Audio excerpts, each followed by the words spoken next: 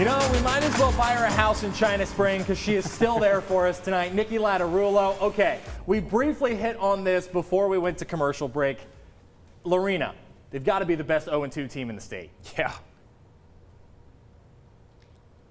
I agree. Definitely the best 0-2 team in the state. I think now looking at the record, people aren't going to know exactly what went down to put them at that record. So let me refresh your memory. Last week, they lost to Franklin by a touchdown. Franklin also made it to state last season. So there's that. And then today, they lose to China Spring 21-13.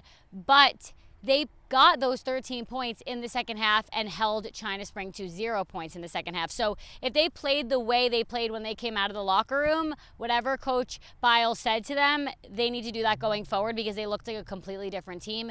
In the first half, like Matt pointed out, Coach Bell said he had the team really hyped up for this matchup, and you could see that right out of the gate. They had 3 touchdowns within the first 15 minutes of the game.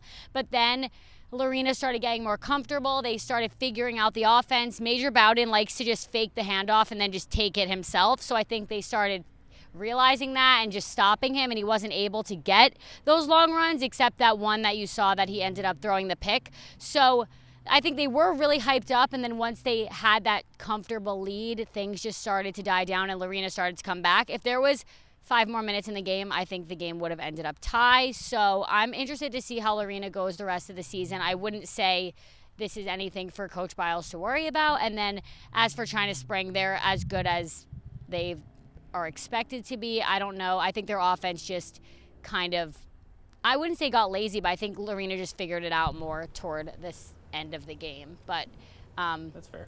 They seemed happy that absolutely. they got the win, and I think they're ready for next week. China Spring as good as advertised. We'll dive more into the Cougars here in a bit. Nikki Lattarulo making the big bucks tonight. Appreciate Don't go it, anywhere. Nikki.